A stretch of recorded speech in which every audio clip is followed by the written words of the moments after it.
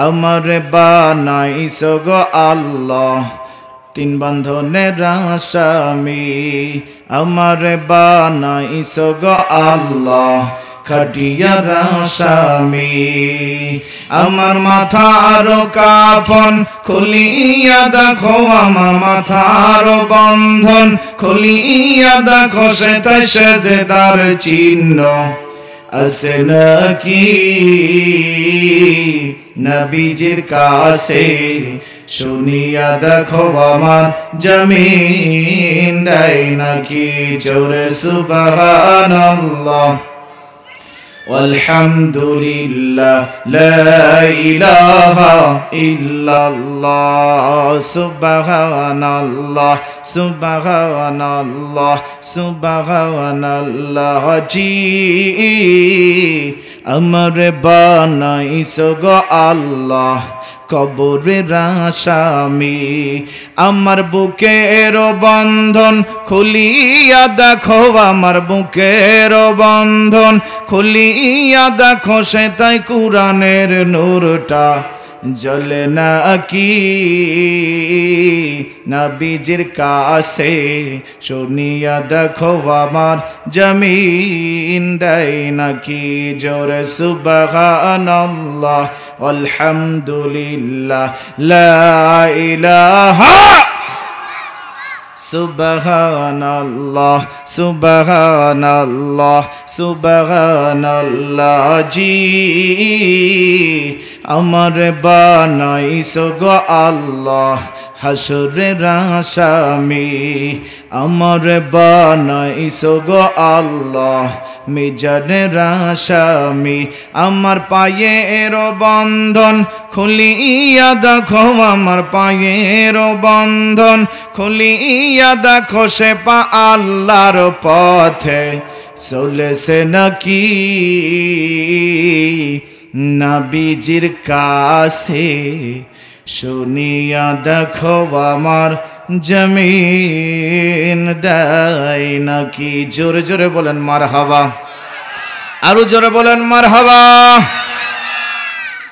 জবান ছেড়ে দিয়ে আমার সঙ্গে সকলেই পড়ুন আউযু বিল্লাহি মিনাশ শাইতানির রাজিম বিসমিল্লাহির রহমানির রহিম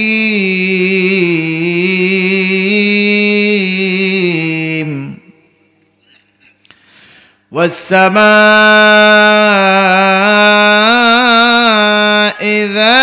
যাতিল বুরুজ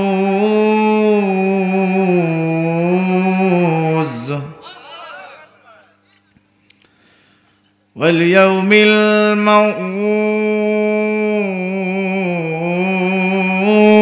الموعود وشاهد ومشهود قتل أصحاب الأخدود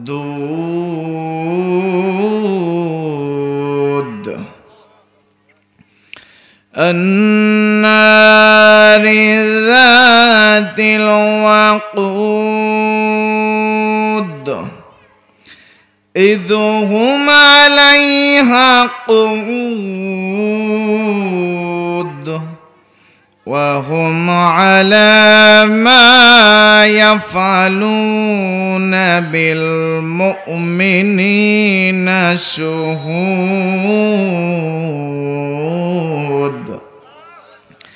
وما نقموا منهم إلا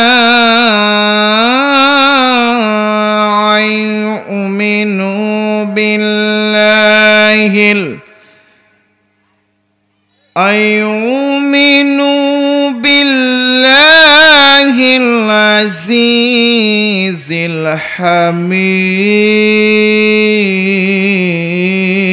الحميد صدق الله العلي العظيم قال رسول الله صلى الله عليه وسلم خيركم من تعلم القرآن وعلمه إن الله وملائكته يصلون على النبي يا أيها الذين آمنوا صلوا عليه وسلموا تسليما اللهم صل على سيدنا مولانا محمد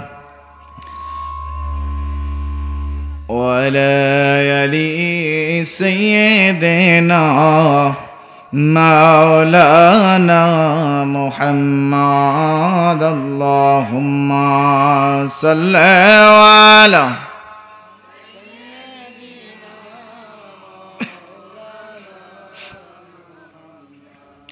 وعلى آل سيدنا مولانا محمد আল্লাহ তুমি মহান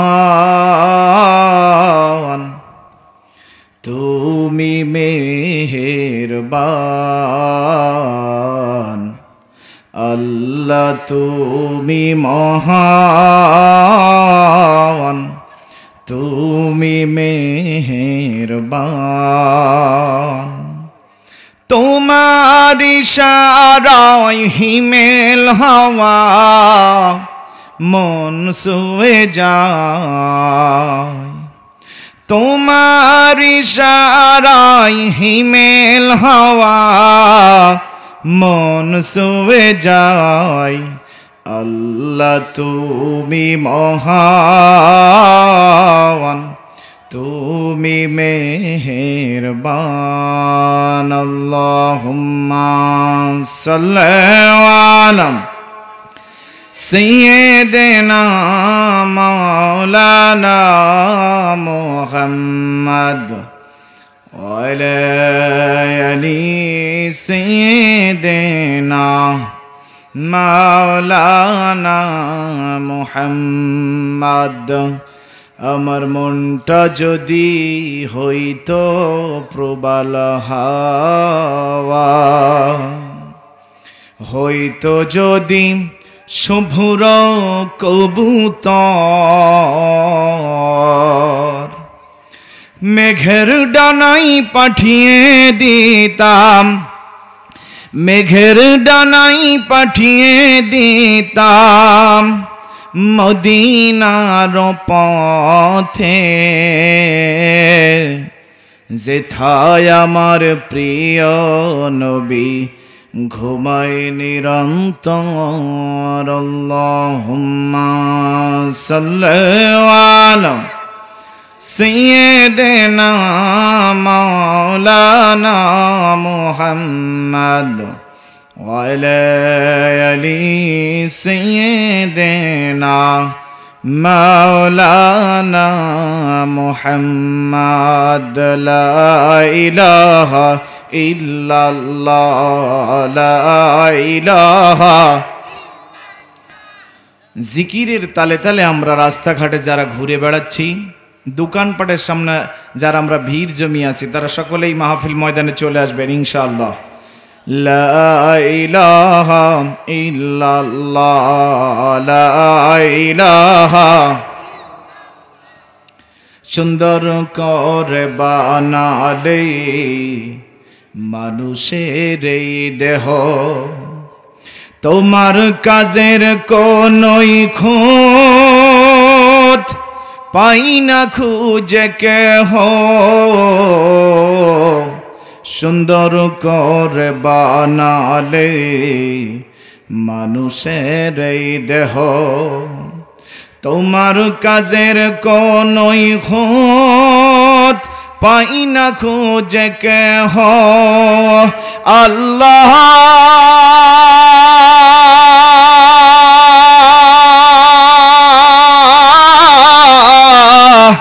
এই দুনিয়া চলার জন্য এই দুনিয়া চলার জন্য দিলে আল কোরআন, নখ দিয়েছো শ্বাস নিতে আর নিতে মধুর ঘ্রাণ, তোমার দয়া অফুরান, তোমার মায়া অফুরান, মায়া অফুরান। লা ইলাহা জোরে লা ইলাহা ইল্লাল্লাহ, লা ইলাহা লা ইলাহা ইল্লাল্লাহ, লা ইলাহা লা ইলাহা ইল্লাল্লাহ মুহাম্মাদুর রাসূলুল্লাহ সাল্লাল্লাহু আলাইহি ওয়াসাল্লাম। একটু জিকির করবে না তাড়াতাড়ি সকল রবের, সে আল্লাহ তাআলার যিনি আমাকে আপনাকে গোটা পৃথিবীকে সৃষ্টি করেছেন, সেই সৃষ্টিকর্তা, লালন পালনকারী, রিজিক দাতা, সব কিছুর মালিক ওই রব। ওই রবের প্রতি শুকরিয়া জ্ঞাপন করে আমরা জোরে সোরে আওয়াজ দিয়ে, সমস্বরে উচ্চ আওয়াজ দিয়ে এক বাক্যে বলে উঠছি আলহামদুলিল্লাহ। আর একবার জোরে বলেন আলহামদুলিল্লাহ। পয়গম্বরের পয়গম্বর, উম্মতের কান্ডারি, মদিনার তাজরিন নবী, আয়ামে জাহেলিয়াতের সময় যখন ঘন ঘটা অন্ধকার নিমজ্জিত হয়ে গেল, আল্লাহ তাআলা আলোর নূর হিসেবে বিশ্বনবী, মহামানবের মানব, পয়গম্বরের পয়গম্বর, মদিনার তাজরিন নবী, সেই নবীকে আলোর নূর হিসেবে দুনিয়ার বুকে পাঠিয়ে দিলেন। সেই নবীর প্রতি দরুদ ও সালাম জবান ছেড়ে দিয়ে বলে উঠছি সাল্লাল্লাহু আলাইহি ওয়াসাল্লাম। কুষ্টিয়া জেলার ইবি থানার 13 নম্বর মনোহারদে ইউনিয়নের কন্দ্রপ্রদিয়া উত্তরপাড়া গাংপাড়া জামে মসজিদের উদ্যোগে তৃতীয় বার্ষিক তাফসীরুল কোরআন মাহফিল 4 নভেম্বর 2025। আজকের এই মাহফিলের সম্মানিত সভাপতি, আমার মাথার তাজ, এলাকার কৃতি সন্তান জনাব মোহাম্মদ হাজী মোহাম্মদ পান্টু আলী মণ্ডল, বিশিষ্ট ব্যবসায়ী ও সমাজসেবক। আল্লাহ তাআলা আজকের মাহফিলের সম্মানিত সভাপতিকে দিনের পথে অটল রাখার জন্য এবং সুস্থতার মধ্য দিয়ে কবুল করুক, জোরে বলেন আমিন। আজকের মাহফিলের সম্মানিত আমন্ত্রিত মেহমান আমাদের মাঝে উপস্থিত হয়েছেন কুষ্টিয়া জেলার ইবি থানার সম্মানিত সাবেক আমির এবং জেলা ইউনিট সদস্য বাংলাদেশ জামাত ইসলামী কুষ্টিয়ার। তিনি আমাদের এলাকার এই মনোহার দেয়া ইউনিয়নের কৃতি সন্তান, এলাকার সন্তান জনাব মোহাম্মদ আশরাফুল আজাদ বাবলু সাহেব। আল্লাহ তাআলা তিনাকে হায়াতে তয়্যবা দান করুক এবং সর্বদা ইসলামের বিজয়ের পতাকা পথ করে উড়িয়ে নিয়ে এদেশের এই ইউনিয়নে, এই থানাকে যেন সফলতার মধ্য দিয়ে আল্লাহ কবুল করেন, জোরে বলেন আমিন। উপস্থিত আছেন আমাদের ইবি থানার সম্মানিত ব্যবসায়িক সভাপতি এবং মনোহারদা ইউনিয়ন বাংলাদেশ জামাত ইসলামের মনোনীত চেয়ারম্যান, নায়েবে আমির, চেয়ারম্যান নবীনী জনাব মোহাম্মদ আমিরুল ইসলাম সাহেব। আল্লাহ তাআলা মনোহারদা ইউনিয়নের নায়েবে আমির হিসেবে, চেয়ারম্যান নমিন হিসেবে আল্লাহ তাআলা তেনার সুস্থতার মধ্য দিয়ে তার মনের আশা বাসনা পূর্ণ করুক, জোরে বলেন আমিন। আর উপস্থিত আছেন 13 নম্বর মনোহারদা ইউনিয়নের সম্মানিত বাংলাদেশ জামাত ইসলামের 13 নম্বর মনোহারদা ইউনিয়ন আমির জনাব মোহাম্মদ সাইদুল ইসলাম সাহেব। আল্লাহ তাআলা তিনাকেও কবুল আর মঞ্জুর করুক, জোরে জোরে বলেন আমিন। উপস্থিত থাকবেন, কিন্তু উনি অসুস্থ রয়েছেন। সম্মানিত মনোহারদা ইউনিয়নের বাংলাদেশ জামাত ইসলামী সম্মানিত সেক্রেটারি মোহাম্মদ আনোয়ার হোসেন মাস্টার, উনি অত্যন্ত অসুস্থ, কুষ্টিয়ায় হয়তো উনি চিকিৎসাধীনে রয়েছেন। আল্লাহ তাআলা তাকে শেফা দান করুক এবং সুস্থভাবে আল্লাহ তাআলা তার সঠিকভাবে আল্লাহ হায়াতে তয়বা দান করে আমাদের ইউনিয়ন পর্যায়ের যে কাজগুলো করতেন তিনি আল্লাহর দ্বীনের কাজগুলো করার মতো তৌফিক দান করে দেন। সকলে বলেন আমিন।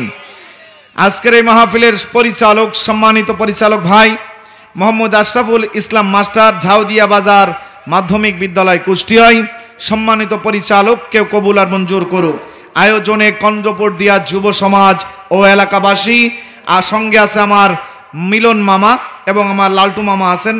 আল্লাহ তাআলা সকলকেই কবুল করুক। জোরে বলেন আমিন। আপনারা সবাই কেমন আছেন বলেন?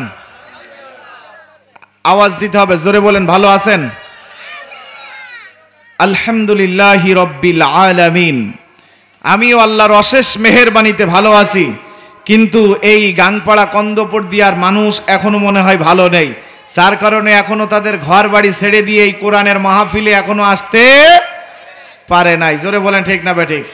এই জন্য আমি প্রথমেই তাকবীর দেব, যদি মুসলমান হয়ে থাকে আর সানকা মুসলমান আর টাটকা মুসলমান যদি হয়, ওই যে হাতিভাঙ্গা গ্রামের মাথা থেকে শুরু করে এদিকে যতদূর আওয়াজ যায় সেই জায়গায় থেকে বিছেন থেকে উঠে আসতে হলেও আশা লাগবে। আর যদি না আসে তাহলে মনে করতে হবে ওই একেবারেই বের ব্যাটারি মুসলমান। জোরে বলেন ঠিক না বেঠিক? আর যারা টাটকা মুসলমান, লেফ খেতা দোকান পাট চার দোকান সব ছেড়ে দিয়ে সব ফেলে দিয়ে এই কোরআনের মাহফিলে অন্ততপক্ষে আল্লাহ তাকে কবুল করবে। জোরে বলেন আমিন। এই জন্য তাকবীর দিব তিনটা। তাকবীরের জবাব প্রথমে দিবেন যুবকেরা, দ্বিতীয় তাকবীরের জবাব দিবেন চুল দাড়ি যাদের কাঁচা, তৃতীয় তাকবীরের জবাব দিবেন যাদের চুলও পাকা মাঝখানে দাঁতও ফাঁকা। কি রেডি তো? যুবকরা রেডি আছেন? লিল্লাহু তাকবীর। যুবকদের আওয়াজ শুনলাম, যাদের চুল দাড়ি যাদের কাঁচা তারা দেন নারে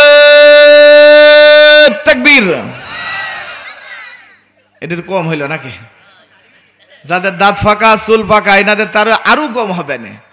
এই জন্য সকলে মিলে একসাথে দুই হাত উঁচু করে দিয়ে যে যেখানে আছি সেও এখানে তাকবীরে জবাব দেবেন নাকি কন? রাস্তা থেকে দৌড়ে, বাড়ির থেকে, বিছানা থেকে, ঘুমের থেকে উঠে সবাই চলে আসবে এই মাহফিলের ময়দানে। দুটি হাত উঁচু করে দিয়ে তাকবীর দেন, লিল্লাহু তাকবীর, নারে তাকবীর, লিল্লাহু তাকবীর। আল কোরআনের আলো। এই ঘরে জ্বালাবেন কা? ঘরে জ্বালানোর কথা এখন তার বলা যাবে? হ্যাঁ, ঘরে জ্বালানোর কথা আর বলবেন না, ঠিক তো? আল কোরআনের আলো, আল হাদিসের আলো, আমার নেতা তোমার নেতা, আমার নেতা তোমার নেতা, দুনিয়ার মুসলিম, দুনিয়ার মুসলিম, আলেম ওলামা যেখানে, আলেম ওলামা যেখানে, দিনের মানুষ যেখানে, শয়তান আছে যেখানে, ইসলামের শত্রুরা, ইসলামের বন্ধুরা, হ্যাঁ তালে মেরিয়েছে, গিটারের তার কেটে গিয়েছে নাকি?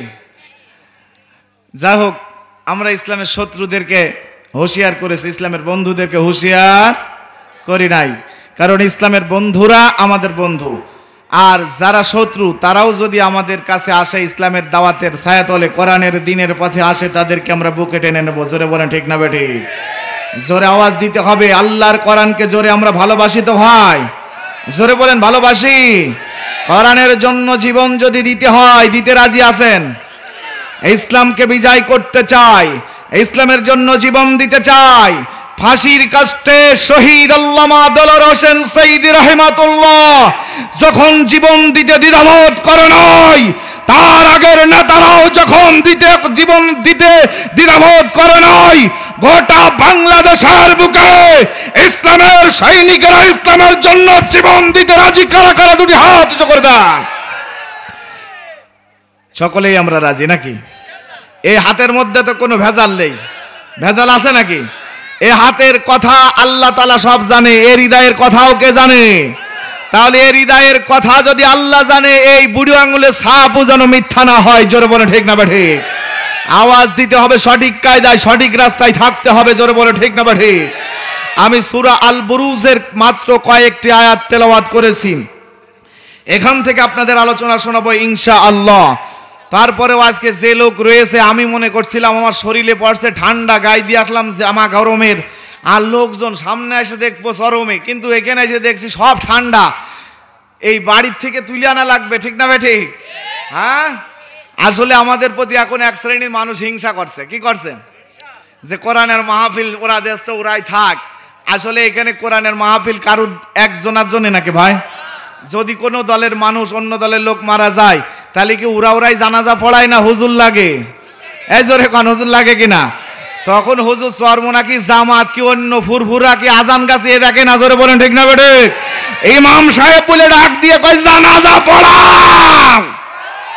জোরে বলেন ঠিক না বেটে? তখন তো দ্বিধাবোধ করেন। এই জন্য আসুন ভাই, আমি কোনো দলের সাফা গাইব না, আমি কোরআন থেকে আলোচনা শোনাবো ইনশাআল্লাহ। আর যেহেতু আমি এই ইউনিয়নের ছেলে, এই মনোহারদা ইউনিয়নের ছেলে, এই কোরআনের মাহফিল করাতে যদি আমার বন্ধুরা যদি আমার বন্ধুত্ব দেখায়, উৎসাহ দিয়ে গোটা বাংলাদেশে কোরআনের কথা বলার সুযোগ করে দেয়, তারপরে হিংসা করে আমার উৎসাহ দিয়ে যদি উপরে না তোলে, তার জন্য আমি দোয়া করব। সেও আমার ভাই, সে আমার বন্ধু। জোরে বলেন ঠিক না বেঠিক? এরপরেও যখন সুজা হবে না, তখন কি আর আমি তাদের আশায় থাকবো ভাই? হ্যাঁ, জোরে বলেন থাকবো? কোরআনের দাওয়াতের জন্য কে শত্রু হবে, কে আমার মারবে, কে হত্যা করবে, কে ফাঁসিতে ঝোলাবে, কে আমারে গুম করে দেবে, তাকে পর্যন্ত আমি দ্বিধা করি না। জোরে বলেন ঠিক না ঠিক? এই জন্য মুসলমান ভাইয়ের আমার, আমি কোরআন থেকে কথা শোনাবো, এই জন্য সকলেই চলে আসুন, কোরআনের আলোচনা শুনবো ইনশাআল্লাহ। আমার সাথে জোরে বলুন বিসমিল্লাহির রহমানির রহিম। ওয়াস-সামা'i যাতিল বুরুজ। জোরে বলেন আল্লাহু আকবার। আল্লাহ নিজেই কসম কাটতেছেন, ওই যে চন্দ্র সূর্য ভরপুর যে আসমান, ওই আকাশের কসম আল্লাহ তাআলা নিজেই কসম কাটতেছে। কে কাটতেছে? এইভাবে আল্লাহ 4টা কসম কেটেছে। কয়টা? 4টা কসম কেটেছে আমার আল্লাহ তাআলা। তারপর আল্লাহ তাআলা রব্বুল আলামিন কোন কসম কাটলো? প্রথমে চন্দ্র সূর্য খচিত ওই আসমানের কসম কাটলেন। দ্বিতীয় কসম কাটলেন ওয়াল ইয়াউমিল মাউউদ। আল্লাহ তাআলা কসম কাটলেন আরাফাত দিবসের। আল্লাহ তাআলা কসম কাটলেন কোন তার? আরাফাত দিবসের। জুম্মার দিবস, শেষ বিচারের দিবস। এইভাবে আল্লাহ তাআলা কসম একের পর এক কেটেছে কোরআনের মধ্যে। আর এই সূরা আল বুরুজ নাজিল হলো কখন? আমার আপনার পয়গম্বর বিশ্বনবী জনাবে মুহাম্মদ রাসূলুল্লাহ সাল্লাল্লাহু আলাইহি সাল্লাম যখন মক্কায় তিনি বসবাস শুরু করলেন, ওই সময় এক শ্রেণীর বাতিলেরা বিশ্বনবীর উপরে এবং বিশ্বনবীর সাহাবীদের উপরে একের পর এক জুলুম, নির্যাতন, স্টিম রুলার চালু করে দিলেন। জুলুম করতে করতে নিঃশেষ করে দিল। এইভাবে বিশ্বনবীর উপরে জুলুম চলতে শুরু করলো, সাহাবীদের উপরে শুরু হলো। তখন আমার আল্লাহ তাআলা রব্বুল আলামিন তখন আমার নবীকে সান্ত্বনা দিচ্ছেন এবং সাহাবীদেরকে সান্ত্বনা দিচ্ছে কসম কেটে। কয়টা কসম? 4টা কসম কেটে আমার নবী থেকে শুরু করে সাহাবীদেরকে সান্ত্বনা দিচ্ছেন। এবং আমার আল্লাহ তাআলা রব্বুল আলামিনের নবীকে ওই যে একটা ঘটনা ওই জায়গা থেকে তুলে ধরলেন, সেটা হলো আমার আল্লাহ তাআলা রব্বুল আলামিন বললেন কুতিলা আসহাবুল উখদুদ।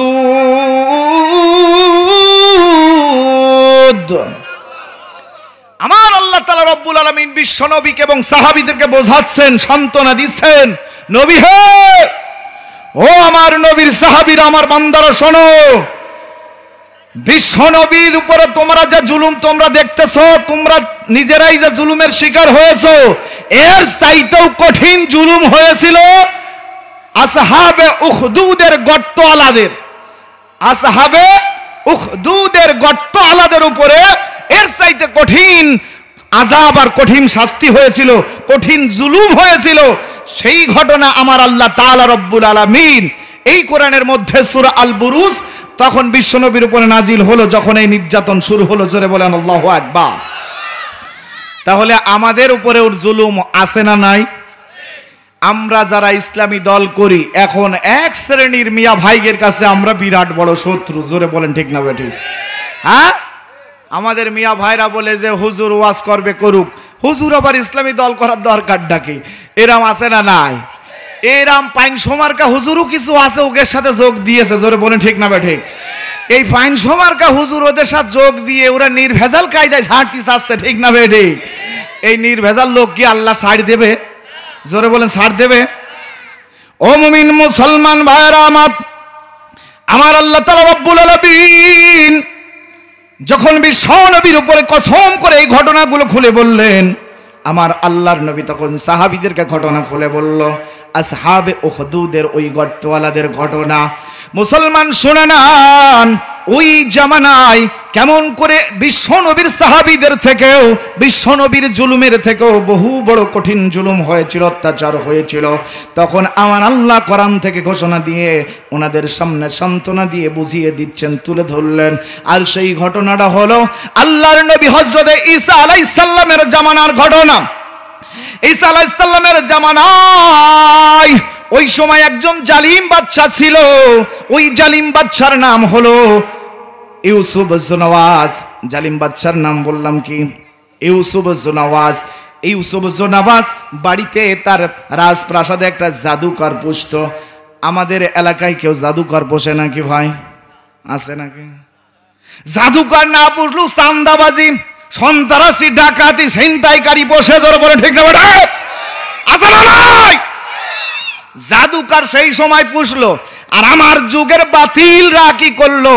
ওই জালিম শাসকের দলের লোকেরা ওরা তখন কি করলো? সাদাবাজি, দুর্নীতিবাজি, সন্ত্রাস, চোর, ডাকাত, বাটপার এদেরকে পোষ মানায় এদের হাতে রাখলো। জোরে বলেন ঠিক না বেঠিক? ইউসুফ জুনাওয়াজ বলতেছেন ওই জাদুকরকে, ও জাদুকর, আমার সিয়ার আমি জীবনও হারাতে চাই না। আমার সিয়ার সারা জীবন যেন আমি যেন দখল করে রাখতে পারি, এমন একটা ব্যবস্থা করবা, আর এমন জাদু করবা। জাদুকর তখন বলতেছে, বাদশা ইউসুফ জুনাওয়াজ শুনে নেন, আমার তো বয়স হয়ে গেছে, আমার তো বহু বয়স হয়ে গেল। আমার শেষ প্রান্তরে আমার মনে হয় কখন আমার মৃত্যুর ঘন্টা বেজে যাবে। এই জন্য তোমার কাছে আমি একটি দাবি করব। সেই দাবিটা হলো, আমার কাছে একটা এই কওমের মধ্য থেকে একটা বালককে এনে দাও। কয়টা বালক? একটা বালককে এনে দাও। তাহলে ওই বালকটা আমার কাছে আসলে আমি যখন তখন মারা যেতে পারি। ওই বালককে জাদুগুলো শিখায় দেব। জাদু শিখার কারণে আমি মারা গেলেও ওই বালক জাদু করে আপনার চেয়ারটাকে ঠিক রাখবে, আপনার গদি ঠিক রাখবে, আপনার মসনদ ঠিক রাখবে, আপনার রাজপ্রাসাদ ঠিক রাখবে। এই জন্য বাদশা, ওই জালিম বাদশা ইউসুফ জুনাওয়াজ বলল, তার সেনাবাহিনীদেরকে বলে দিল, একটা যুবককে নিয়ে এসো, একটা বালককে নিয়ে এসো। বালকটাকে আনা হলো, তার দরবারে আনা হলে ওই জাদুকরের সামনে দেওয়া হলো। ওই বালককে বলল, বালক, তুমি আমার এই জাদুকরের কাছ থেকে জাদু শিখবা। জাদু শিখার পরে আমার চেয়ার যেন কোনোদিন হারায় না, আমার চেয়ার যেন কেউ কেড়ে নিতে পারে না। এই কায়দা করে জাদু শিখতে বলতেছে। আসলে চেয়ার রাখার মালিক কে? চেয়ার থেকে নামানোর মালিক কে? ওই জাদুকর না? এখনকার সন্ত্রাস না? এখনকার চাঁদাবাজ না? এখনকার ডাকাতরা না? এখনকার দুর্নীতিবাজ না? এরা চেয়ার ধরে রাখতে পারবে না? হ্যাঁ, পারবে না। তাহলে যে বলছে যে চেয়ার জাদু করে ঠেকি রাখবা, এ কি সম্ভব? রাখার মালিক কে? জোরে বলেন কে? ইন্নাল্লাহা আলা কুল্লি শাইইন কাদির।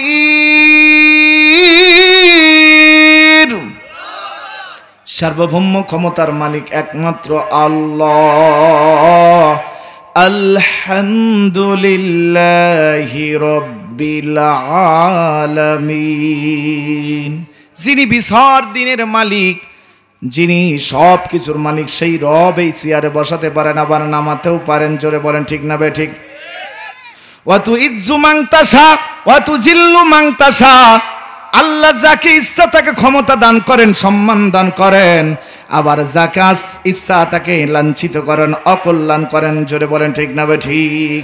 তাহলে ইউসুফ জনওয়াজ কি জাদু করে তার চেয়ার ঠিক রাখতে পারবে নাকি ভাই? আমরা পারবো নাকি আমাদের চেয়ার ঠিক রাখতে? যারাই মস্তানি করেছে আমার আল্লাহ তাআলা যুগে যুগে যারাই দুনিয়াতে এসেছে তাদেরকে আমার আল্লাহ দৃষ্টান্তমূলক শাস্তি দিয়েছে। জোরে বলেন ঠিক না ঠিক? আল্লাহর বান্দারা মনোযোগ দিয়ে শোনেন। এই যুবককে বালককে আনা হলো, বালকটাকে বললো জাদু শেখো। জাদু শিখা শুরু করলো। মাঝে সাঝে নিজের বাড়িতে যায়, ওই রাস্তার মাঝখানে একটা গাছতলায় একজন হুজুর, একজন বুজুর্গান লোক দরবেশ, দরবেশ লোকটা বসা থাকে। কিছু লোকজন নিয়ে দরবেশ করা ভালো কথা শিক্ষা দেয়। তখন আল্লাহর নবী ঈসা আলাইহিস সালামের কিতাবের ওই দরবেশটা সুন্দর করে কিতাবের কথাগুলো কোরআন হাদিসে যেমন আমরা বলতেছি এইভাবে আল্লাহর বিধানগুলো তখন ওই দরবেশ মানুষকে শোনাতে শুরু করলো, ভালো কথা শুরু করলো। আজকে দুনিয়ার বুকে একমাত্র দ্বীনের পথে, ইসলামের পথে, ইন্নাদ-দীনা ইনদাল্লাহিল ইসলাম, একমাত্র মনোনীত ধর্ম ইসলাম। আর ইসলামের পথে এক শ্রেণীর কাফেলেরা, এক শ্রেণীর মানুষেরা এক দল ডাকতেছে, অন্য দলেরা বলতেছে এরা জান্নাতের টিকিট বিক্রয় করছে। যারা বলে ঠিক না ঠিক? আছে না নাই বলেন? জান্নাতের টিকিট আমি আপনি দিতে পারি? যারা ফোঁস দেয়, যারা মিথ্যা কথা বলে, বাতিলরা যারা হুজুরদের নিয়ে, ইসলামী দলের মানুষগুলোকে নিয়ে ইসলামের পথে দাওয়াত দেওয়ার কারণে যারা বলতেছে জান্নাতের টিকিট বিক্রয় করে, আসলে জান্নাতের টিকিট এই লোকগুলো বিক্রয় করে না, জান্নাতের পথ দেখায়, আল্লাহর দেখানো পথ দেখায়, আল্লাহর রসুলের দেখানো পথে চলতে বলে। জোরে বলেন ঠিক না ঠিক? আছে না নাই ভাই? আজ যে লোকগুলো বলে যে হুজুররা জান্নাতের টিকিট বিক্রয় করছে, ও বাতিলের দলের অনুসারী। জোরে বলেন ঠিক না ঠিক? আছে না নাই? ও টাটকা বাতিলের দল। এটা জিকির করেন, লা ইলাহা ইল্লাল্লাহ। পানি রাখুন।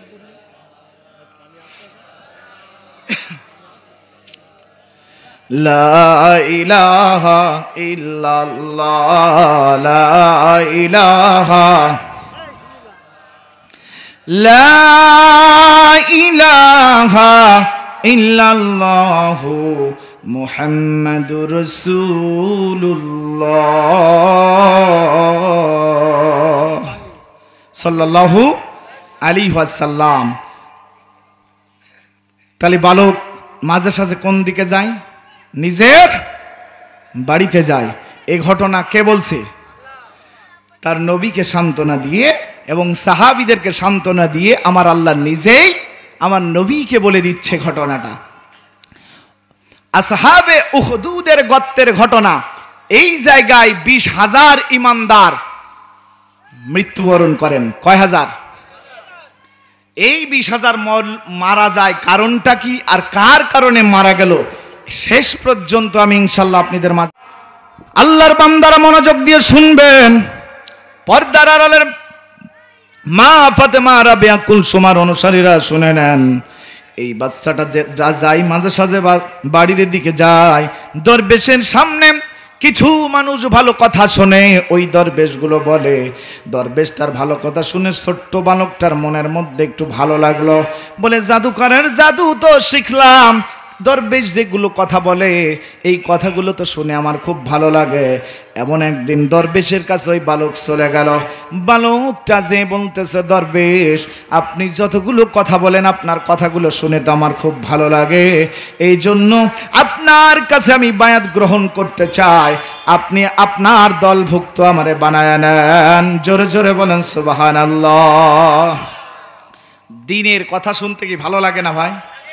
তাহলে এই ইসলামী দলের মানুষগুলো যখন দ্বীনের দাওয়াত দেয় তখন কেউ কয় না কে তুমি এরকম দ্বীনের রাস্তায় চলবা না, তুমি এই কুশোর চুরি করবা, ওই বেগুন চুরি করবা, এই সিম চুরি করবা, এই ভাঙড়ি ভুংড়ি চুরি করে আমার দলে আসবা, তাহলে তোমার আমি বিরাট একটা চেয়ার দেবো, এমন কোনো কথা কয় নাকি? সরে কন। ইরা বলে কি 5 ওয়াক্ত নামাজ পড়তে হবে, কি করতে হবে? রোজা করতে হবে। হজ করার মতো সামর্থ্য থাকলে হজ করতে হবে, জাকাত দেওয়ার মতো সামর্থ্য থাকলে জাকাত দিতে হবে। জিহাদ ফি সাবিলিল্লাহ, এই দুনিয়ার বুকে, গোটা বাংলাদেশের বুকে, সংসদ ভবনে দ্বীনকে প্রতিষ্ঠিত করার জন্য জিহাদ ফি সাবিলিল্লাহ করতে হবে। জোরে বলে ঠিক না বেঠিক? এটা কি খারাপ কথা কয় ভাই? হ্যাঁ, এটা ছেড়ে দিতে কয়? এটার জন্য জীবনে আমার আপনাকে ঝুঁকি নিতে হবে। জোরে বলেন ঠিক না বেঠিক? আল্লাহর নবী পয়গম্বরের দিনের জন্য মার খেয়েছে, জেল খেটেছে, জুলুমের শিকার হয়েছে। আল্লাহর নবীদের অনুসারী ইমামগণেরা ফাঁসির কাষ্ঠে ঝুলেছে। জোরে বলেন ঠিক না বেঠিক? তারা কখনো বাতিলের ভয় করে না, তারা কখনো বাতিলদের ভয় করে নাই, করবে না, আমরাও করব না। জোরে বলেন ঠিক না বেঠিক? মুসলমান ভাইয়ের আমার, যুবকটা, ওই বালকটা দরবেশের কাছ থেকে ঈসা আলাইহিস সালামের দ্বীন গ্রহণ করে নিলেন, আল্লাহর প্রতি ঈমান এনে ফেললেন। দরবেশের কাছ থেকে ভালো কথা শিক্ষা নিয়ে এবার যুবক তো, ওই বালকটা তো দরবেশের কাছ থেকেও শেখে, আবার জাদুকরের কাছেও যায়। কিছুদিনের মধ্যে মুসলমানেরা যুবক ওই জাদুকরের জাদুও শিখলো, ওই দরবেশের দ্বীন শিক্ষাটাও গ্রহণ করলো। দরবেশ যখন শিখায় দিয়েছিল, বাবা তুমি এই দ্বীনের কথা কোনো মানুষের কাছে বলবা না, তুমি গোপনে কৌশলে দাওয়াত দিবা। এবার এমত অবস্থায় ওই যুবক একদিন জাদুকরের কাছে জাদু শিখতে যায়। হঠাৎ করে দেখে ওই রাজপ্রাসাদের সামনে শত শত মানুষ চারিদিকে ঘেরোয়া করে রেখেছে, কোনো ফাঁকা নাই, মাঝখানে একটা ভয়ঙ্কর জন্তু, কিতাবের মধ্যে আসতে বাঘ হতে পারে, সিংহ হতে পারে, এই হিংস্র জন্তু মানুষের দিকে লাফায়া লাফায়া আসতে লাগলো। চারিদিক থেকে ঘিরে রাখা হয়েছে। এই যুবক তখন ওই বালকটা মানুষকে সরায়া সরায়া ফাঁকা করে ভিতরে ঢুকে পড়েছে। আর ওই বালকটা বলতেছে, ওই মালিকের দিকে তাকায়া, মালিক আসমানের দিকে তাকায়া, ওই আসমানের দিকে তাকায়া ওই যুবক, ওই বালক বলল, মালিক আজকেই পরীক্ষা হবে, ওই জাদুকরের দিন সত্য না দরবেশের দিন সত্য, আজকেই আমি পরীক্ষা করব। ও মুমিন মুসলমান ভাইয়েরা আমার, মনোযোগ দিয়ে শুনবেন। যুবক তখন বলতেছেন, আল্লাহ ওই জাদুকরের দিন সত্য না দরবেশের দিন সত্য, সেটা আমি আজকে পরীক্ষা করব। এবার জাদু মন্ত্র, জাদুকরের মন্ত্র শিখেছে, জাদুকরের মন্ত্র দিয়া ওই হিংস্র প্রাণীর দিকে একটি নিক্ষেপ করে দিল। কিন্তু জাদুকরের ওই জাদু যখন নিক্ষেপ করলো মন্ত্র পড়ে, হিংস্র জন্তুটা আরো জোরে সরে জোর কদমে এগিয়ে এসেছে। ওই বালক তখন বলতেছে, এই জাদুকারের দিন দিয়ে কোনো কাম হবে না, বোঝা হয়ে গেছে এই জাদুকারের মন্ত্র দিয়ে এই জন্তুটাকে থামানো যাবে না। তখন আবার যুবক বলতেছে, ও মালিক আজকে পরীক্ষা হয়েই যাবে গো আল্লাহ, জাদুকরের দিন সত্য না ওই দরবেশের দিন সত্য। তখন আবার ওই দরবেশের মুখ চলে গেল, জাদুকরের দিন ফেল হয়ে গেল। জাদুকরের দিন ফেল হওয়ার পরে যুবকটা, ওই বালকটা দরবেশের দিনকে ফলো করলো। আর ওই দরবেশ শিখিয়ে দিয়েছে, বাবা কোনো কাজ করার আগে শুরু করবা বিসমিল্লাহির রহমানির রহিম।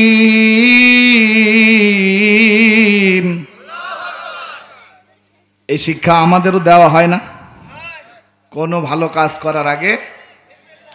তাই বলে একজন কিল মারার সময় কি বিসমিল্লাহ বলতে হবে না?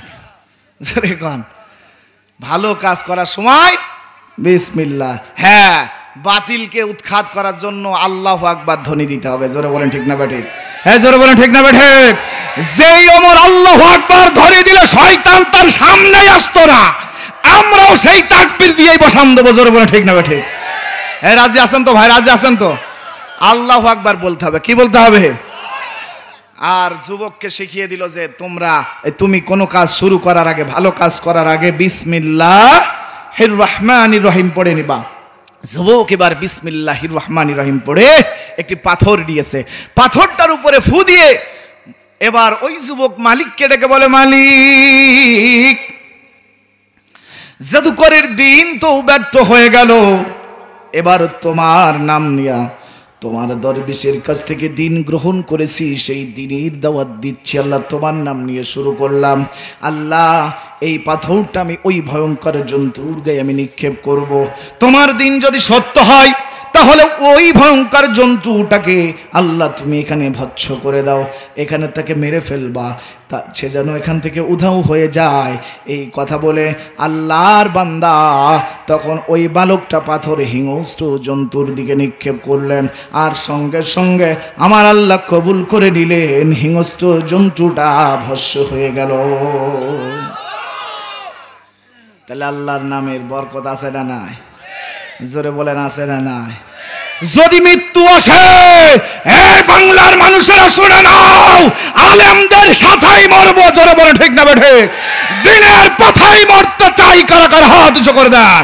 লিল্লাহ তাকবীর, নারায়ে তাকবীর।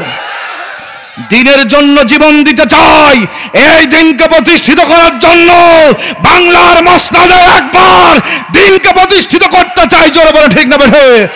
নাঙল দিয়ে ভুঁই চষা হয়েছে, ওই জমিতে ধান বোনা হয়েছে, ওই ধান নৌকায় আনা হয়েছে, তারপরে নিয়ে যেয়ে দাড়িতে মেপে আপনার বাড়িতে দেখা লাগবে কতটুকু ধান আপনি মাঠের থেকে চাষ করে বাড়িতে আনলেন। এর জন্য দাড়ি পাল্লায় ওজন করা লাগবে। জোরে বলে ঠিক না বেঠে? হ্যাঁ জোরে বলেন না ঠিক না বেঠে? দাড়ি পাল্লায় ওজন করে সঠিক মাপ নিতে চান? কারা কারা দেখান হাত উঁচু করে? সবাই রাজি আছেন? এই তাকবীর দিয়া লোক মাঝে সাজের মধ্যে নেই, তা কই আপনারা কোন আছেন? আরে মাইকের আওয়াজ, আমার এই মনিটরের আওয়াজ ক্লিয়ার দাও আমার ভাই। এটা জিকির করেন লা ইলাহা লা ইলাহা ইল্লাল্লাহ, লা ইলাহা লা ইলাহা ইল্লাল্লাহ, লা ইলাহা লা ইলাহা ইল্লাল্লাহু মুহাম্মাদুর রাসূলুল্লাহ সাল্লাল্লাহু আলাইহি ওয়াসাল্লাম। আমার আল্লাহ তাআলা রব্বুল আমানার আপনাকে কিসের জন্য পাঠিয়েছে জানেন? জানেন? কোরআনের মধ্যে বললেন, ওয়া মা খালাকতুল জিন্না ওয়াল ইনসা ইল্লা লিয়াবুদুন।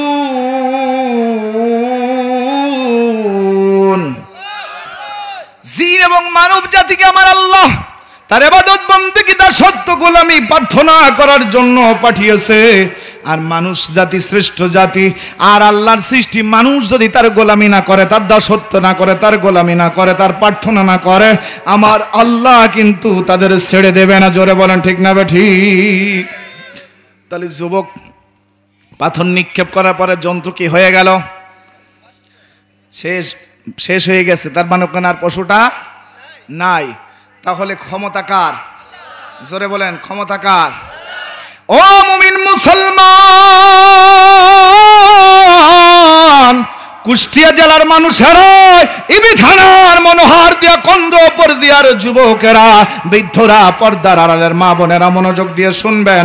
এইবার যুবকটা যখন এই কাজ করেছে, সারা এলাকায় তার সুনাম ছড়িয়ে পড়েছে। জোরে জোরে বলেন আল্লাহু আকবার।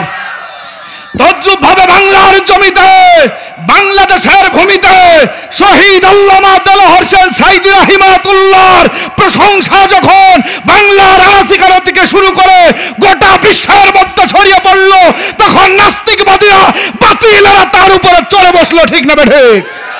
তাকে বন্দি করলো, তাকে কষ্ট দিল, তার থেকে জেলের মধ্যে রেখে তাকে অফার দিল, ও সাঈদী সাহেব, খালি আমাদের দলে আসেন, আপনার নেতা বানিয়ে দেব, আপনার টাকা লাগবে কত সব আপনারা দেব। শহীদ আল্লামা দেলোয়ার হোসেন সাঈদী রাহিমাতুল্লাহ বলল, এই বাতিলের দলেরা, আমি সাঈদী সাহেব এই দুনিয়ার বুকে পাতি শিয়ালের মতো 100 বছর বাঁচতে চাই না, 1 ঘন্টা সিংহের মতো মরতে চাই। জোরে বলেন আল্লাহু আকবার।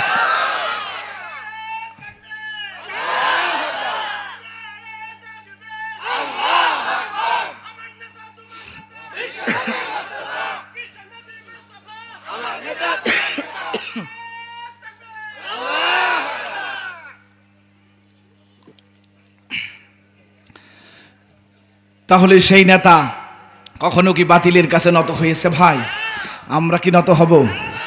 আমাদের নাই গুম করে দেবে, আমাদের নাই মেরে ফেলবে, আমাদের নাই জেলের মধ্যে রেখে দিবে, আমাদের নাই একেবারে নিঃশেষ করে দেবে, সেটা যদি তাদের হাতে লিখে রাখে সেটা আল্লাহর বাদে হবে? জোরে বলেন হবে? তারা ইচ্ছা করলেও পারবে? তারা কোনো রকম পারবে না যদি আমার আল্লাহ না লিখে। জোরে বলেন ঠিক না বেঠিক? আল্লামা সাঈদী তুমি মরনি, শহীদ হয়েছ তুমি এটাই জানি, শহীদ হয়েছ তুমি এটাই জানি। আল্লামা সাঈদী তুমি মরনি, শহীদ হয়েছ তুমি এটাই জানি। কারাগারে কাটালাম 13টি বছর, বাতিল কেঁপেছে তোমায় দেখে থরথর। জোরে বলো আল্লাহু আকবার। তুমি যে ছিলে মোদের নয়নে মনি, শহীদ হয়েছ তুমি এটাই জানি, শহীদ হয়েছ তুমি এটাই জানি। আল্লামা সাঈদী তুমি মরনি, শহীদ হয়েছ তুমি এটাই জানি। জোরে, শহীদ হয়েছ তুমি এটাই জানি। দেহ মাঝে যতদিন ছিল তব প্রাণ, বলেছিলে তুমি সেই প্রভুরই কালাম। তাই তো ভাবি তোমার প্রতিদিনই, শহীদ হয়েছ তুমি এটাই জানি, শহীদ হয়েছ তুমি এটাই জানি। আল্লামা সাঈদী তুমি মরনি, শহীদ হয়েছ তুমি এটাই জানি। দেখা তো হবে না আর এই জীবনে,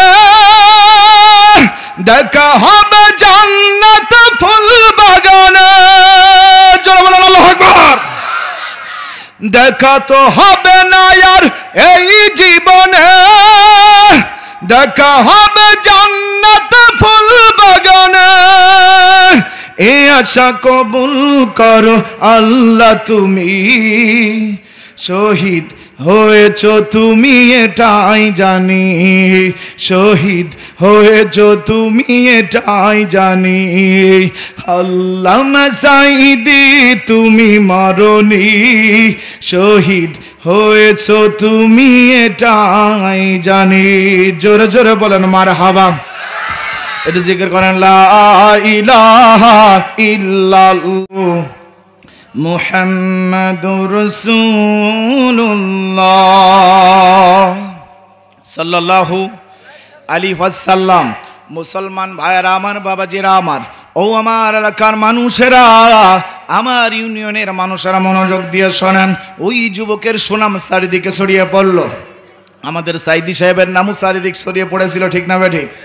যখনই দেখলো বিশ্বের সকল মুসলমানেরা নেতা বিশ্ব নবীর ভালোবাসার মধ্যে পাগল হইয়া ওই সাইদির হাতে বায়াত গ্রহণ করতেছে, হিন্দু খ্রিস্টান নাস্তিকেরা যখন মুসলমানরা দাওয়াত গ্রহণ করে একের পর এক কালেমার দাওয়াত গ্রহণ করে মুসলমান হয়ে যাচ্ছিল, তখন কিছু কিছু নাস্তিকের গোষ্ঠীরা বাতিলেরা সাইদির উপরে আক্রমণ শুরু করলো। জোরে বলেন ঠিক না ঠিক? ওই যুবকটার উপরে ঠিক তদ্রুপ ভাবে যখন সুনাম ছড়িয়ে পড়লো, চারদিক থেকে যখন সুনাম শুরু হয়ে গেল, একদিন ওই বাচ্চা ইউসুফ জোনাওয়াজের একজন মন্ত্রী ছিল, চিরজীবনের মতো মাতৃগর্ভ থেকে অন্ধ ছিল। কি ছিল? অন্ধ ছিল। অন্ধ যখন শুনতে পেরেছে একটা যুবক জাদু করে মন্ত্র পড়ে, কি মন্ত্র পড়লো, সেই মন্ত্র দিয়ে যদি কোনো রোগীকে দেখে দেয় সে রোগী নাকি ভালো হয়ে যায়। বাদশা, জালিম বাদশা ইউসুফ জোনাওয়াজের মন্ত্রী অন্ধ মন্ত্রী চলে আসলো, এসে ওই বালকের কাছে বলছে, বালক, ও যুবক, তুমি নাকি মন্ত্র পড়লে জাদু করতে পারো, মন্ত্র পড়লে নাকি আমার চোখ ভালো হতে পারে, তোমার কাছ থেকে পানি পড়লে নাকি মানুষ ভালো হয়ে যায়, তোমার কাছ থেকে মন্ত্র নিয়ে নাকি মানুষ সুস্থ হয়ে যায়, তাই আমাকে তুমি সুস্থ করে দাও, আমার চোখ ভালো করে দাও। আসলে মানুষকে কেউ সুস্থ করতে পারে? সরে বলেন, পারে? ইন্নী লা আশফি, আমি শেফা দিতে পারি না। ইশফি রব্বি, একমাত্র শেফা দিতে পারে আমার আল্লাহ। জোরে বলেন আল্লাহু আকবার। এই কথা যখনই বলল অন্ধমন্ত্রী, তখন বলল আমাদের বাচ্চা, জালিম বাচ্চা যে ইউসুফ জনওয়াজ, ওই রব বাদেও রব কি আরো আছে? ওই রব বাদেও কি আরো রব আছে? মানে ওই রব বাদেও কি আরো রব আছে? এই মন্ত্রী বলছে, অন্ধমন্ত্রী ওই ছেলেটাকে বলতেছে যে আমাদের বাচ্চা রব বাদেও আরো রব আছে। এই বাচ্চা তখন বলল রব্বি ওয়া রব্বুকা আল্লাহ। জোরে বলেন আল্লাহু আকবার। যে রব তোমার বাচ্চা রবের রব সে আল্লাহ, আমার তোমার সকলের রব ওই আল্লাহ। ওই রব ছাড়া পৃথিবীর বুকে কেউ রব নয়। আল্লাহ আমার রব, ওই রবি আমার সব। আল্লাহ আমার রব, ওই রবি আমার সব। দমে দমে তনু মনে তার হই অনুভব। আল্লাহ আমার রব, ওই রবি আমার সব। জোরে জোরে বলেন মারহাবা। যুবক যখন বলল যে রবের রব ওই যে আল্লাহ, তার মানে তুমি বাদশাকে যে রব বলতেছো, তোমার বাদশা রবের আল্লাহ আমার আছে, তিনি তো মহান রব, তিনি হলো সব কিছুর মালিক। এই কথা বললে ওই যুবক বলল, ও অন্ধমন্ত্রী শুনে নাও, যদি তোমার চোখ ভালো করতে চাও তাহলে ওই আল্লাহর প্রতি ঈমান আনো, ওই রবের প্রতি ঈমান আনো। আর আমি তোমার তারপরে আমি তোমাকে দোয়া পড়ে দিব, কারণ আমি তো সারার মালিক নয়, শেফা দেওয়ার মালিক নয়। যিনি শেফা দেবে সেই রবের প্রতি তুমি ঈমান আনো। তখন ওই অন্ধমন্ত্রীটা তখন উনি ঈমান আনতে শুরু করলো এবং বলল যে আল্লাহ, তুমি যদি আসলে আমাদের রব হও, এই যুবকের কথা শুনে আমি তোমার প্রতি ঈমান আনলাম। জোরে বলেন আল্লাহু আকবার। এবার ওই ছেলেটাকে বলছে, ওই যে অন্ধমন্ত্রী বলল, ও যুবক, ও বালক, তাহলে আমার চোখটা এবার তুমি ভালো করে দাও, দোয়া পড়ো। উনি এবার শুরু করলো, আল্লাহর নাম নিয়ে শুরু করলো, চোখের উপরে হাতটা দিয়া বিসমিল্লাহির রহমানির রহিম। রব, তোমার নাম নিয়ে আমি এই লোকটার চোখের উপরে হাত দিলাম। ইলান নূর, তোমার নূর এই অন্ধ লোকটার দান করে দাও। জোরে বলেন সুবহানাল্লাহ। আল্লাহ পারবে কিনা বলেন ভাই? আল্লাহ কি পারে না? পারে না? এই যে ঝিনাইদহ জেলায় একটা পুলিশ এসেছিল, উনি পানি পড়া দিত, কালো মুরগি পড়া দিত, তারপরে কবুতর নিয়ে যাইতো, যাদের ক্যান্সার হয়তো, বিয়ে হইতো না, রোগ বালা মুসিবতের জন্য যাইতো, একের পর এক যাইয়ে তখন লাইন দিয়ে দাঁড়িয়ে যাইতো, আর উনি একটা দোয়া পড়তো, সব লোক ওখান থেকে বিদায় নিত। আমি চিন্তা করলাম যে কি দোয়া, এত লোকের পড়লে তাড়ি দেওয়া যায় তাড়াতাড়ি, এত লোকের তাড়াতে হলে সারাদিন রাত চলে যাবে, তাও লোকের দোয়া পড়া শেষ হবে না। আমি চিন্তা করলাম 1 ঘন্টাও যদি দেখে তাও তো এত লোক শেষ হবে না। উনি এত অটোমেটিক 5-10 মিনিটের মধ্যে লম্বা করে হেঁটে যায়, লক্ষ লক্ষ মানুষ ওখান থেকে বিদায় হয়ে যেতে লাগলো। আমি চিন্তা করলাম দোয়া ইউনুসও যদি পড়ি, লা ইলাহা ইল্লা আনতা সুবহানাকা ইন্নী কুনতু মিনাজ জালিমিন, এই দোয়াটা পড়লেও তো 5-10 মিনিট 5-10 সেকেন্ড লাগবে, কিন্তু এত তাড়াতাড়ি তো লোক তাড়ানো যাবে না। আমি চিন্তা করলাম একটা দোয়া ওই লোকটা পড়ে, ওই পুলিশ কবিরাজ ওই দোয়াটা পড়ে, সেটা হলো আমার ধারণা থেকে আসলো, সেটা হলো আল্লাহ সার্ভিসান না সারবি না সার,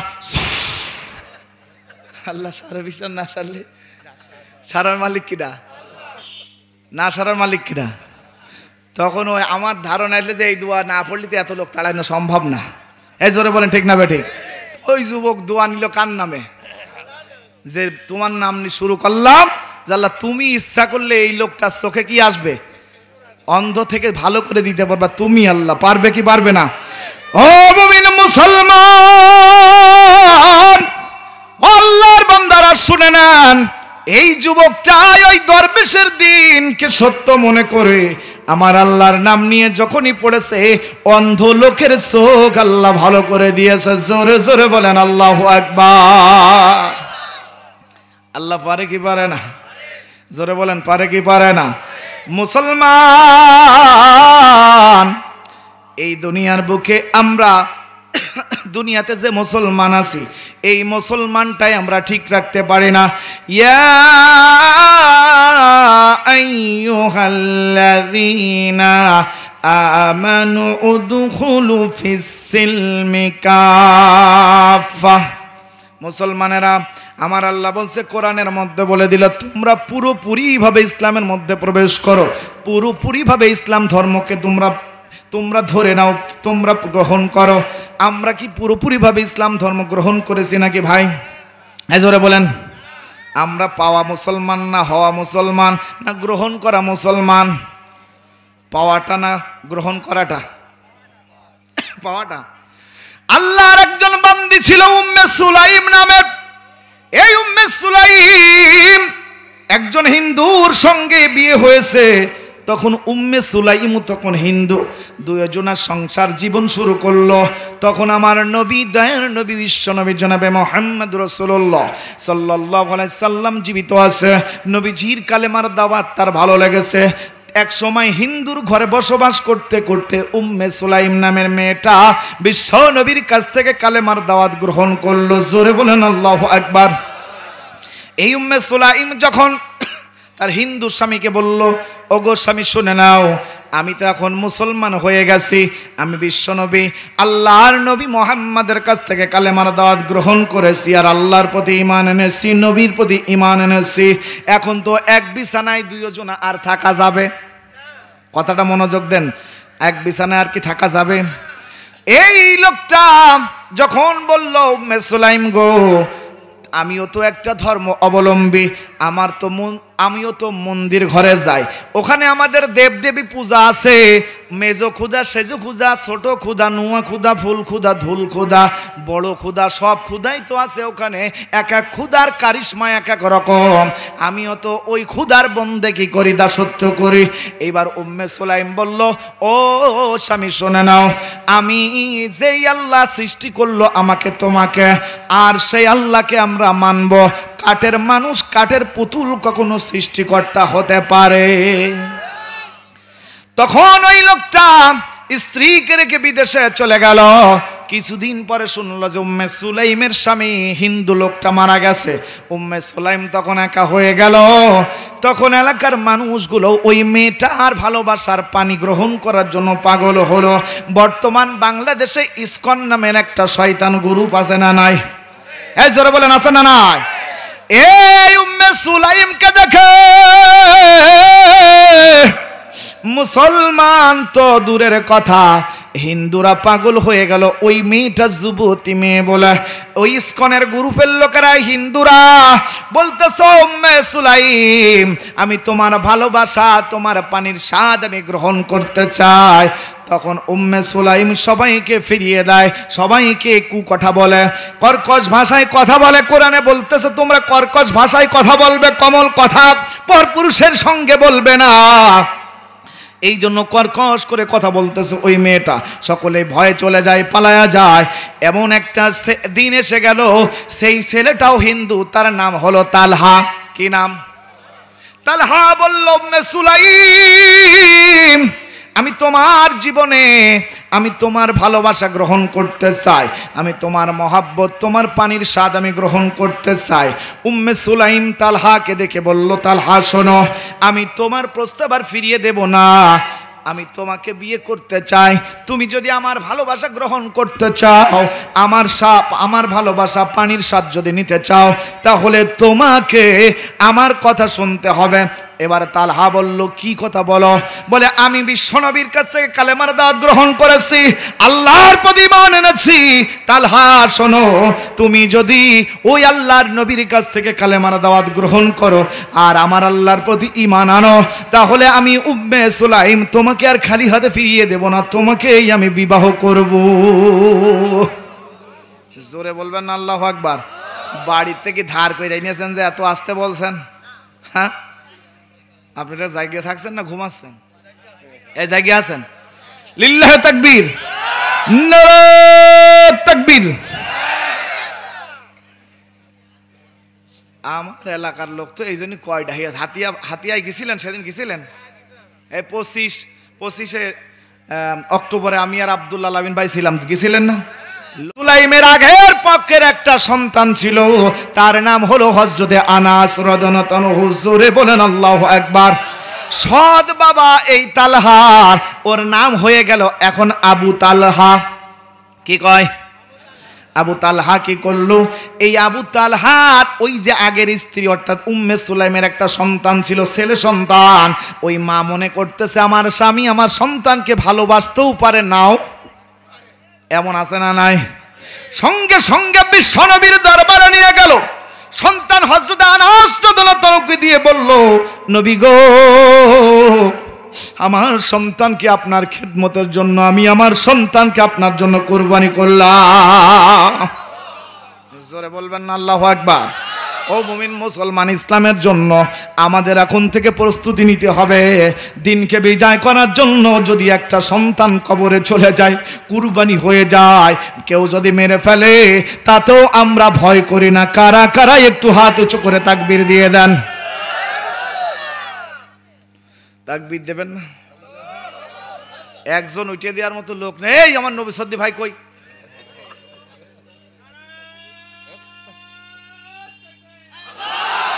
রেস্ট পাবো নাকি?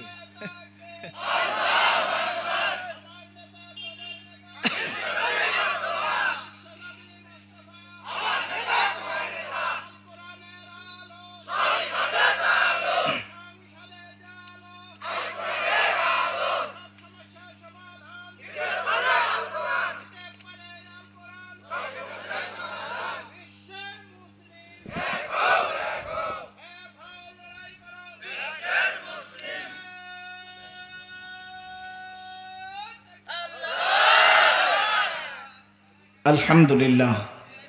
আমি 2007 সালে যখন জামজামি বাজার, আমার নিজের লেখা ইসলামী সঙ্গীতের বই 6 থেকে 7 সালে যখনই জামজামি বাজারে আমি বিক্রয় করলাম, মনে হয় 1000 বইয়ের উপরে বেশি বিক্রি হয়েছিল। ওই দিন প্রধান বক্তা ছিল পাবনার একজন অন্ধ বক্তা। সেই পাবনার অন্ধ বক্তা যখন দেখতেছে আওয়াজ পাচ্ছে না, তখন চোখ এই করে হাত মাত বুলি কছে, ভাই আপনারা কি সামনে আসেন? তখন লোকজন চেঁচাচ্ছে আছে। আর যারা চেঁচাচ্ছে না তখন বলছে, যারা চেঁচাচ্ছেন না বা কথা বলছেন না, আপনারা যদি উঠেও যান, আমি অন্ধ মানুষ, আমি না দেখলেও দেখছে কে? যারা আওয়াজ দিচ্ছে না দেখছে কে? যারা ঘুমিয়ে থাকছে বা একটু চুপ থাকছে, চিৎকার করতেছে না, আল্লাহর নাম বলছে না, দেখছে কে? এই জন্য কি চুপ থাকা যাবে? নারে তাকবীর, লিল্লাহ তাকবীর। আরে বাঙালি পাম দিলি সব রাজি, আগেতে দেয় না গো। মুসলমান ভাইয়েরা আমার আল্লাহ রব্বুল আলামিনের ওই বান্দে, আগের কথা মনে আছে ওই বাচ্চার কথা? এই কথা আমার এর ভিতরে চলে এসেছে, যা তার কারণে আপনারা বোঝাচ্ছি যে আমরা মুসলমান পাওয়াটা না গ্রহণ করেছি সেটা বোঝানোর জন্য এই কথা এখানে চলে এসেছে। তাহলে উম্মে সুলাইম ছিল হিন্দু, তালহাও ছিল কি? পরে কি হইল? ইসলাম ধর্ম গ্রহণ করলো। পাইলো না গ্রহণ করলো? জোরে বলেন। গ্রহণ করলো। দুইজনা মিলে গ্রহণ করে সন্তান স্বামী স্ত্রী হয়ে গেল। ওই যে হযরত আনাস রাদিয়াল্লাহু আনহুকে বিশ্বনবীর কাছে দিয়ে আসলেন। বিশ্বনবী আমার হযরত আনাস রাদিয়াল্লাহু আনহুকে কখনো হুকুম করলে কোনো কিছু যদি দেরি করে, ছোট বাচ্চা মানুষ খেলাধুলায় লেগে যেত, বিশ্বনবী অনেকক্ষণ পরে খুঁজতে যেত, দেখছে আনাস খেলা করে। আমার দয়ার নবী মায়ার নবী আনাসের সাথে খারাপ আচরণ করে নাই, ধমক দেয় নাই, কোনো কষ্ট দেয় নাই, বলে আনাস তুমি যেহেতু যাও নাই, টাকাটা আমার কাছে দাও, আমি নিয়ে আসতেছি। জোরে বলেন আল্লাহু আকবার। তাহলে নবীর কত ভালোবাসা ছিল। এই নবীর সাহাবী আবু তালহা যখন উম্মে সুলাইমের সঙ্গে সংসার করলো, আল্লাহর পক্ষ থেকে একটি কুদরতিপূর্ণ সন্তান আল্লাহ তার দান করে দিল। জোরে জোরে বলেন আল্লাহু আকবার। পালিত সন্তান এখন আল্লাহ নবীর কাছে, আগের সন্তান নবীর কাছে, এখন নিজের সন্তান নিয়ে স্বামী আর স্ত্রীর সংসার করা। এমন একটা দিন উম্মে সুলাইমের ওই সন্তানটা বড় অসুস্থ হয়ে গেল। বিশ্ব নবীর কাছে তার উম্মে সুলাইমের স্বামী চলে গেল। এদিকে অসুস্থ হওয়ার পরে তার সন্তান খানা জ্বর বিভিন্ন রকম আক্রান্ত হইয়া সন্তানটা দুনিয়ার বুক থেকে ত্যাগ করে চলে গেল। পাড়া প্রতিবেশী উম্মে সুলাইমের পাশে এসে সন্তান মরে যাওয়ার পরে কান্না করে।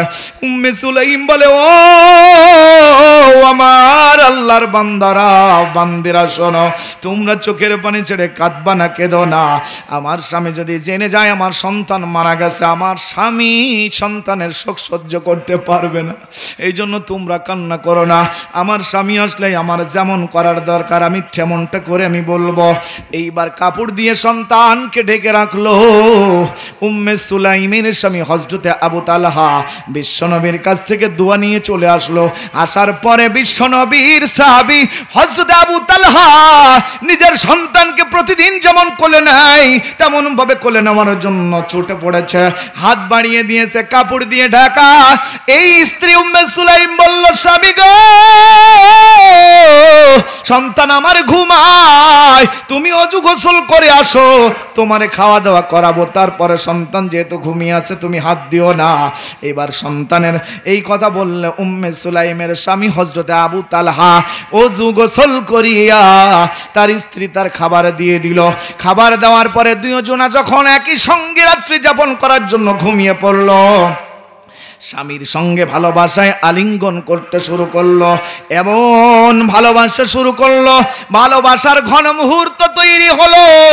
স্বামী আর স্ত্রী একই সঙ্গে রাত্রি যাপন ভালোবাসার মোহে পড়লো, ফুল সজ্জা করলো। আবার এমন যেই সুযোগ হয়ে গেল, এইবার উম্মে সুলাইম বলল, স্বামী গো, আমার বাড়িতে যদি কোনো ঋণকারী, আমি যদি যেহেতু আমি ঋণ আছি, আমার কাছে যদি কোনো পাওনাদার ঋণ নিতে আসে তাহলে আমি তাকে কি করব বলো?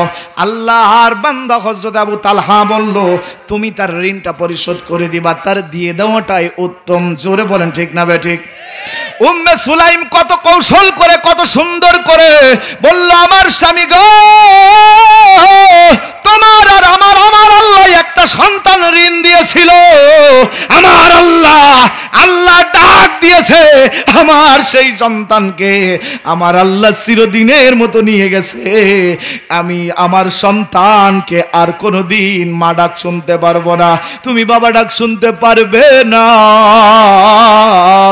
আমার আল্লাহ তারে নিয়ে গেছে, আমাদের সামান্য ঋণ দিয়েছিল, ঋণ তো নিয়ে গেছে, আমরা মুক্ত হয়ে গেছি। এইবার উম্মে সুলাইমের এই ঘটনা শোনার পরে হযরত আবু তালহা বলছে, আমার বিবি রে, কেমন করে এই পাষাণ্ডর মতো করে ধৈর্য ধরলে? আমার আল্লাহ বলছে, ইন্নাল্লাহা মা'আস সাবিরিন ওয়াল্লাহু ইউহিব্বুস সাবিরিন। নিশ্চয় ধৈর্যশীলকে আল্লাহ ভালোবাসে, ধৈর্যশীলের সঙ্গে আমার আল্লাহ থাকে। হে মুমিন মুসলমান, ওই মেয়েটার কথা শুনে বিশ্ব নবীর কাছে চলে গেল আবু তালহা, বলল, আমার নবী গো,